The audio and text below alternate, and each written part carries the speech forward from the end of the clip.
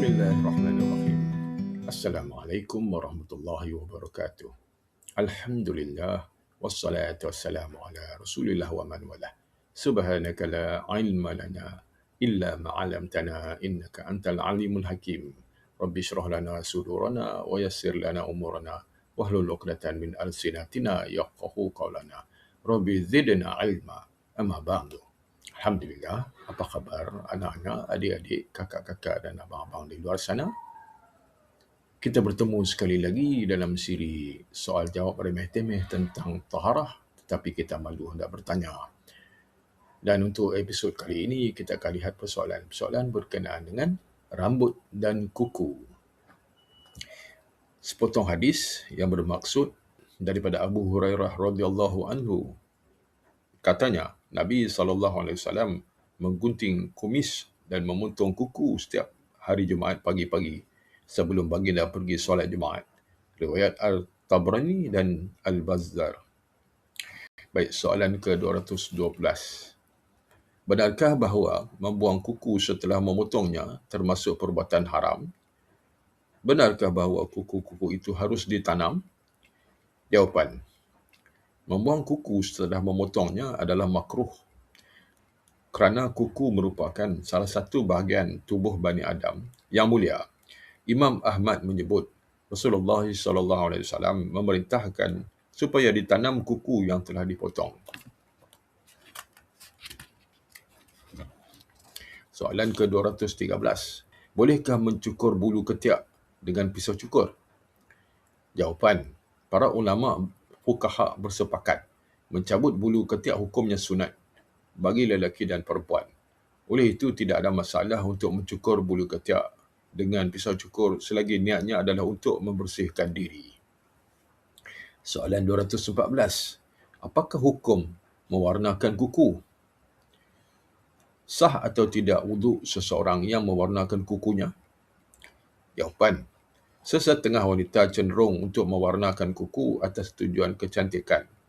Namun timbul persoalan bagaimana jika bahan yang digunakan itu tidak boleh digunakan ketika berwuduk dan bersolat. Jika bahan pewarna yang dipakai itu ialah inai, maka wuduk dan solat seseorang wanita itu tidak batal. Kebanyakan pewarna kuku yang ada di pasaran sekarang diperbuat daripada bahan kimia. Namun, haruslah diingat bahawa sebagai seorang wanita Islam, elakkanlah daripada berhias keterlaluan kerana Allah telah mengurniakan kecantikan yang cukup sempurna untuk wanita. Jika hendak mengerjakan solat, pewarna itu haruslah ditanggalkan dahulu sebelum mengambil wuduk. Soalan ke-215. Apakah hukumnya mewarnakan rambut? Sah atau tidak wuduk seseorang yang mewarnakan rambutnya? Jawapan. Soalan tentang hukum mewarnakan rambut perlu dilihat dari pelbagai aspek seperti tujuan mewarna, jenis-jenis warna dan pihak-pihak yang terlibat dengan kegiatan mewarna serta kesannya pada diri, keluarga dan masyarakat. Hukum mewarnakan rambut. Yang pertama, sunat. Mewarnakan rambut kerana uban dengan apa-apa warna selain daripada warna hitam. Yang kedua, harus jika A mewarna rambut dengan warna hitam untuk tujuan jihad, B mewarna rambut bagi isteri dengan warna hitam untuk tujuan berhias bagi suami. Yang ketiga, makruh jika mewarna rambut supaya kelihatan seperti orang soleh atau memutihkan rambut dengan apa jua bahan bagi tujuan untuk kelihatan tua atau mendapat kedudukan dalam masyarakat atau diterima percakapannya. Yang keempat, haram jika mewarna rambut dengan warna hitam kecuali sebagaimana yang dinyatakan dalam perkara 2A dan 2B tadi. Atau mewarna rambut sehingga menyerupai, yakni tasyabuh, perlakuan orang bukan Islam. Berdasarkan hadis yang diriwayatkan oleh Al-Imam Al-Bukhari dan Muslim, Rasulullah SAW bersabda yang bermaksud, sesungguhnya Yahudi dan Nasrani tidak mewarnakan rambut, maka berbezalah dengan mereka. Hadis riwayat Muslim. Soalan ke-216. Bolehkah memotong kuku pada hari-hari tertentu kerana percaya jika dipotong kuku pada hari tersebut akan mendapat kelebihan-kelebihan tertentu? Jawapan. Terdapat hadis yang mengatakan bahawa menjadi kelaziman Rasulullah SAW mengerat kuku pada hari Jumaat. Sebuah hadis yang bermaksud daripada Abu Hurairah radhiyallahu anhu, katanya Nabi SAW menggunting kumis dan memotong kuku setiap hari Jumaat pagi-pagi sebelum baginda pergi solat Jumaat. Riwayat Al-Baihaqi.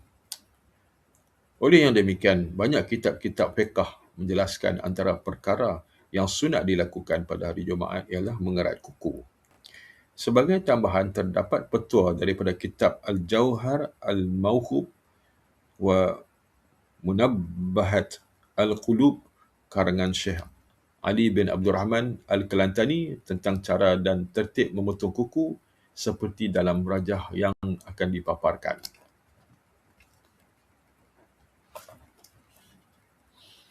Soalan ke-217.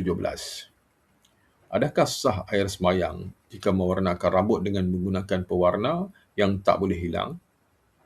Jawapan. Tidak. Dalam situasi yang disebutkan ini, tidak sah wuduk tersebut kerana pewarna yang digunakan boleh menghalang air sampai ke rambut. Antara syarat sah wuduk ialah menyapu sedikit air sehingga telap. Soalan ke-218. Sekiranya saya memotong dan mencabut bulu roma atau kuku, iaitu waxing, ketika haid, apakah hukumnya? Apakah yang harus dilakukan dengan rambut atau kuku tersebut? Bolehkah terus ditanam? Sekiranya kena bersihkan dahulu, apakah maksud dibersihkan? Adakah kena basuh dengan air atau disabun kemudian ditanam? Jawapan. Puan boleh memotong kuku untuk memastikan air sampai ke celah-celah kuku. Sementara rambut pula perlu disimpan dan dibasuh serta ditanam. Ini adalah kerana kebersihan adalah satu perkara yang amat dituntut oleh Islam. Ia selaras dengan hadis yang diriwayatkan daripada Nabi SAW yang bermaksud Allah itu bersih dan Dia suka kepada kebersihan. Baik, renungan. Sebuah hadis. Haqqullahu ala kulli muslimin an yaghtasilu fi kulli sab'atin ayyam yaghsilu ra'sahu wa jasadah. Yang bermaksud menjadi tanggungjawab ke atas setiap orang Islam untuk mandi 7 hari sekali dengan membasuh kepala dan tubuh badannya. Hadis riwayat Muslim. Baik. 4 petua menjaga kuku. Yang pertama, amalkan penjagaan kuku yang rapi dengan kerap membasuh, mengering dan melembapkan kuku tangan serta kaki dengan krim rawatan dan lotion. Yang kedua, kerap mengurut bahagian kutikel supaya kuku tangan tumbuh dengan baik, tidak mudah rapuh dan patah serta sentiasa kuat.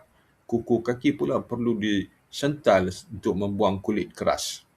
Yang ketiga, jangan memotong kuku terlalu pendek atau mengorek cekam. Yang keempat, elakkan tabiat menggigit kuku kerana ia akan memburukkan bentuk kuku.